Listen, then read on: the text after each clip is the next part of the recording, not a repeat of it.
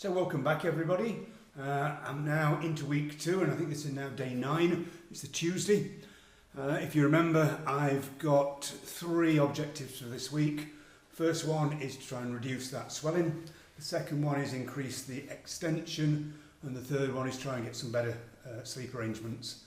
I have to say the night after that last video was probably the worst night I've had. The pain returned with a vengeance and I had to gravitate towards the more intense painkillers.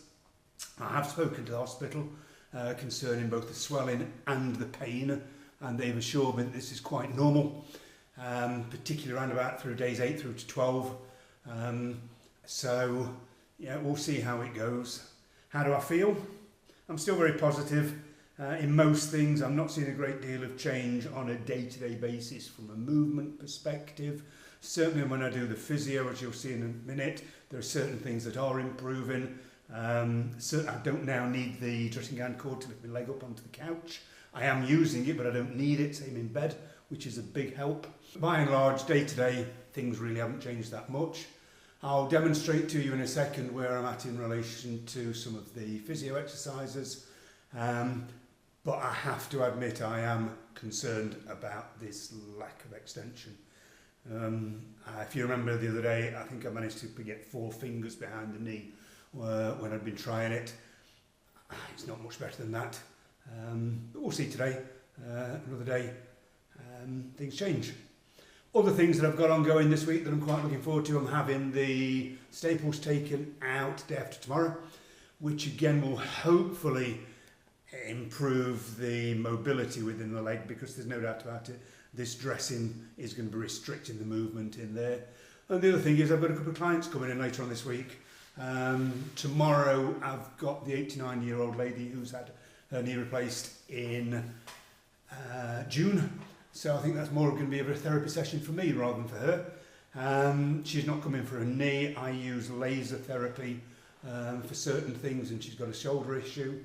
So I'll be using that on her, and I can do that seated, so that shouldn't be an issue. And similarly on Friday, I think it is, we've got a new client coming in who by the sound of it's got a very bad sprain of the ankle.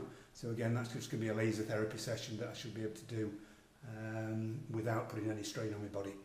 So let's get into the physio for today. So from a knee bend perspective, from a flexion perspective, this as I'm sat here now is comfortable.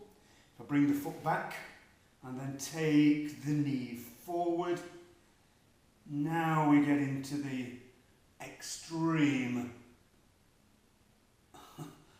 of comfort, shall we say. So the discomfort started to kick in, but you can see there that certainly from my angle there, that's pretty much at 90 degrees. So as I said on other videos, I'm pretty confident the flexion is going to come, and once this dressing's taken off here, then hopefully again that's going to help me to get this flexion, because the only way I can describe this every time I take it forward, it's like ripping a scab, which is probably actually what it's doing. So that's that one. And here we are now from the just extension perspective.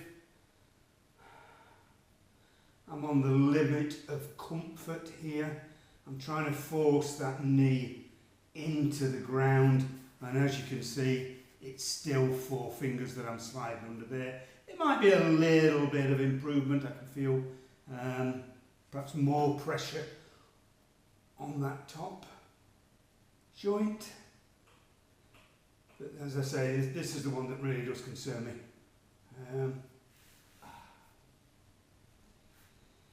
From a knee slide perspective, again, these are getting pretty good now. Again, if I were to go back to that first video, I mean, there was no way I was getting up here. So these are pretty okay. But I must admit, I'm tending to do these now when I'm sat down, like I was on the bench earlier, and just sliding my foot on the ground and bending the knee, rather than do these actual heel slides. Straighten that. Oh, this is typical. from road right to reach. Again now, this is where again we see massive improvements now. I can slide that under my knee, no problem at all. This time last week, if you remember, I could only slide the bottle underneath.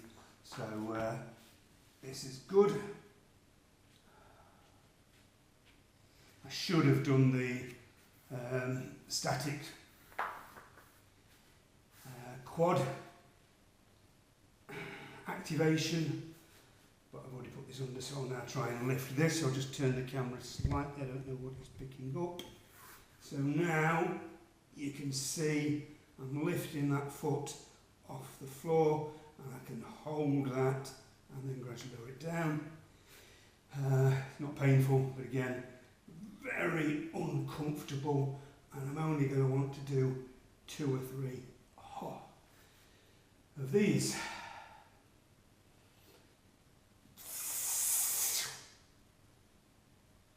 So again, these are the little improvements. Just going back to the static quad activation, I'm obviously activating it now because I'm lifting the leg off the ground, but I don't know if the camera will pick this up here. I'm definitely now, so that's contracted and relaxed, contracted and relaxed. So yeah, some marginal improvements there. One thing the physio did advise me to do was just get hold of the kneecap and just mobilise it a little bit, massage around there. I want to do that when I've got some ice on there, or certainly after I've iced it. Not that it's painful, but it's one of these things that it's just not pleasant. So what I'm going to do now is the exercise that I hate, which I'm just going to tuck this under the heel, and then I'm going to lie down for as long as I can, minimum 5 minutes. So I'm not going to video this. And just let that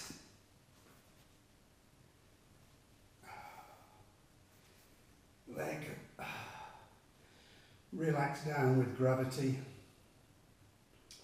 And this is where perception versus reality becomes quite obvious, because my perception here is that that leg is absolutely straight. It really feels extended. You know, I just can't extend that anymore, so in my mind that feels extended, but you can see on the camera there, there's no way. So I'm going to sit here now, lie here now, just let that relax down. So hello everybody, here we are, it's now day 10, it's the Wednesday of the second week.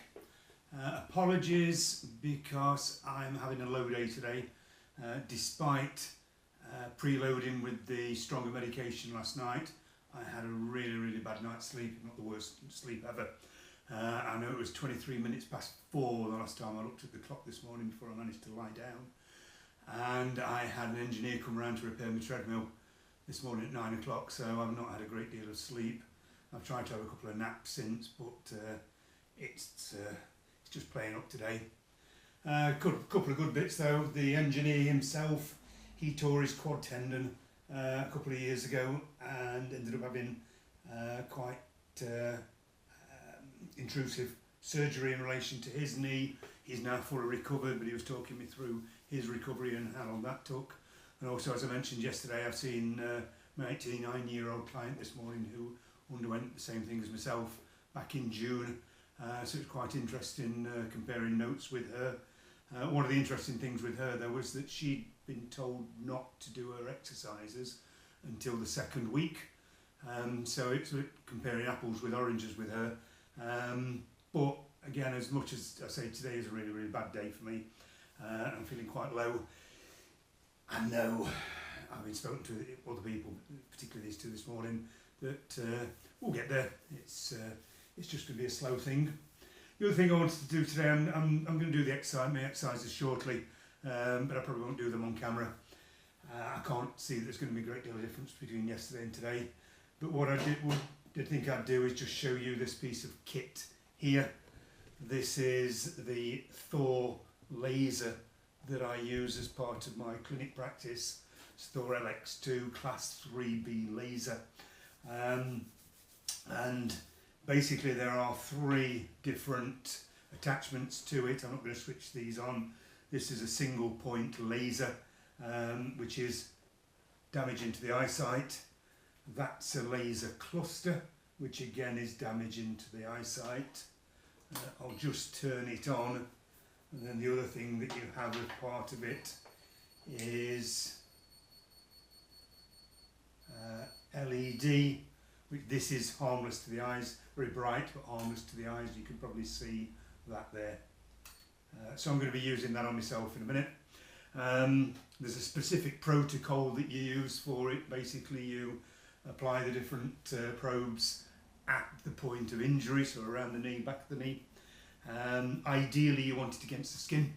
Obviously can't do that with the dressing at the moment, but certainly when the dressing's off tomorrow, hopefully that's going to help repair the wound.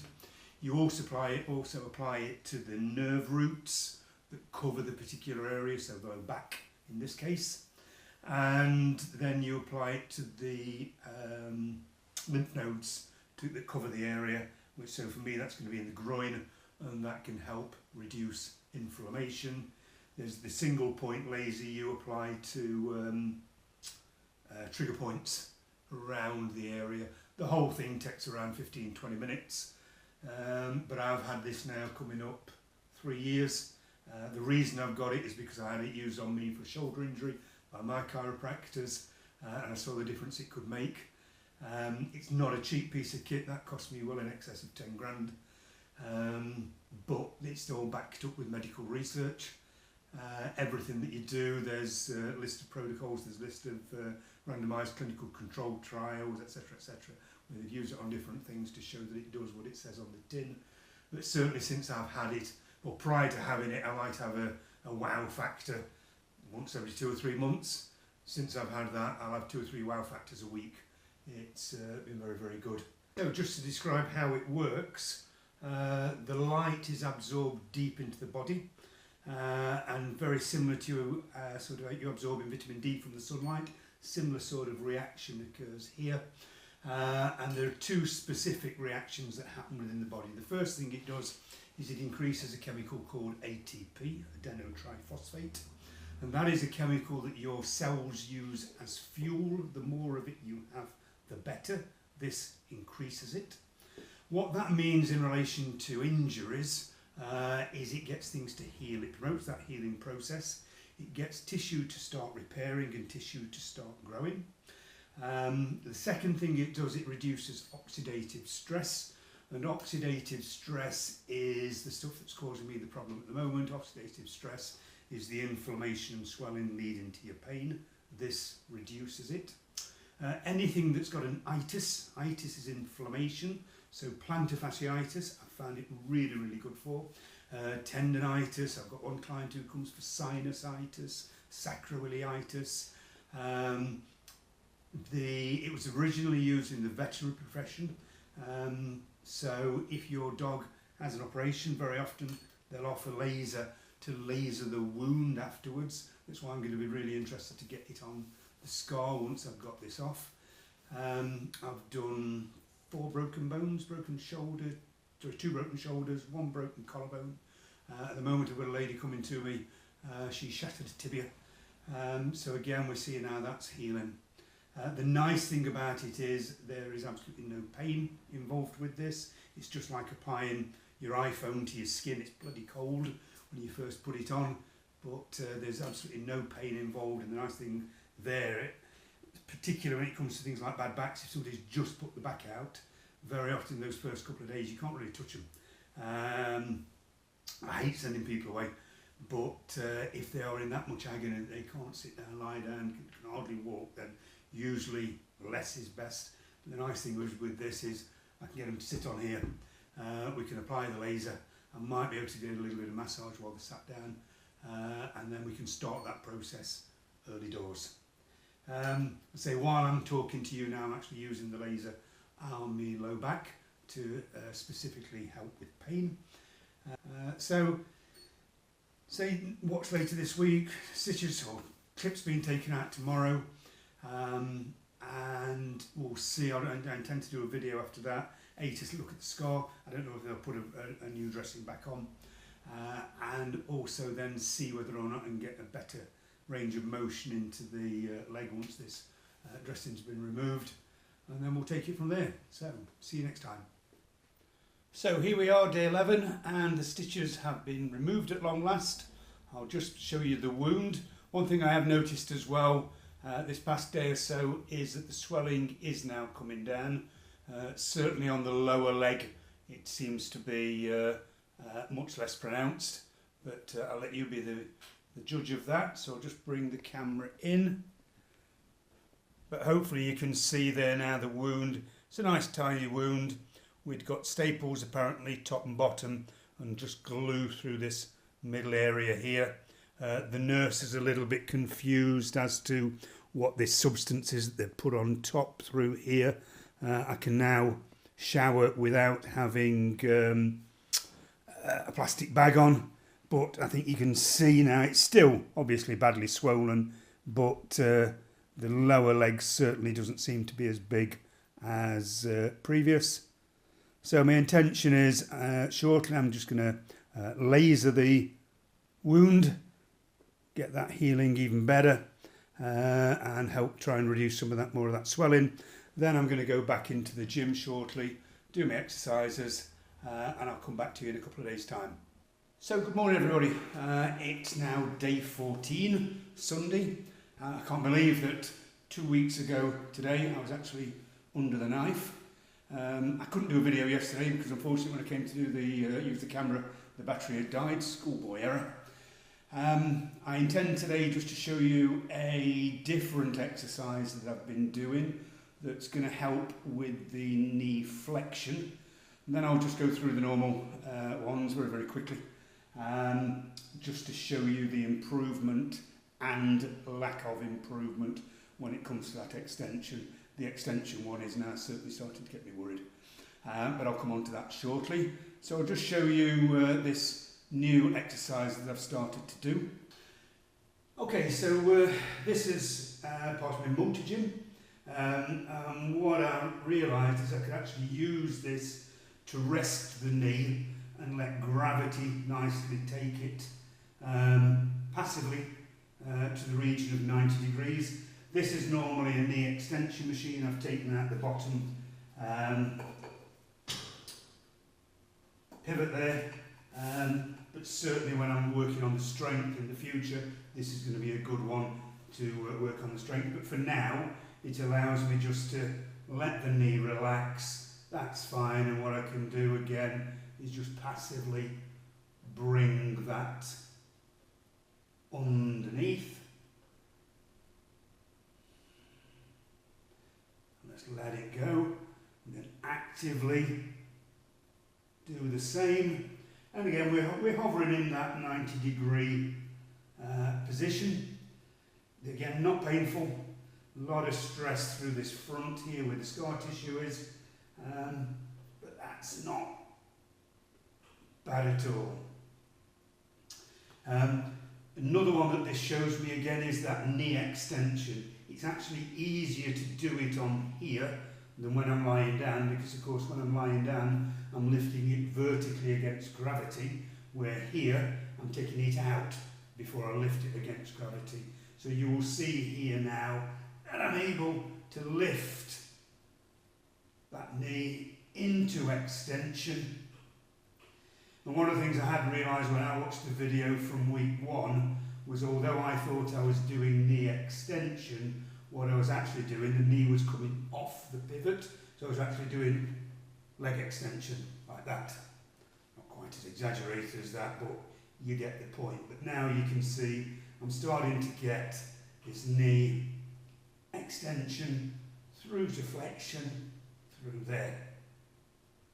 Okay, so back onto the mat, and we'll see what we're like now with the heel slides.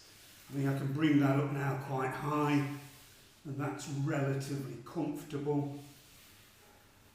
I say my big issue, and say it is starting to become a concern now, is this is where I should be getting, I want to be aiming to get the leg flat on the ground.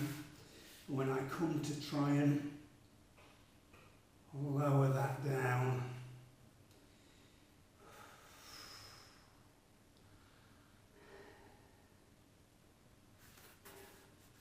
now a few days ago when I did that with 4 fingers, it was actually touching the top of my finger.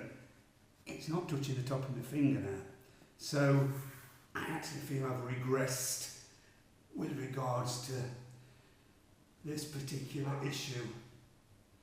And this is the one that's causing me difficulty with things like sleeping, because it's just trying to get a comfortable position in bed.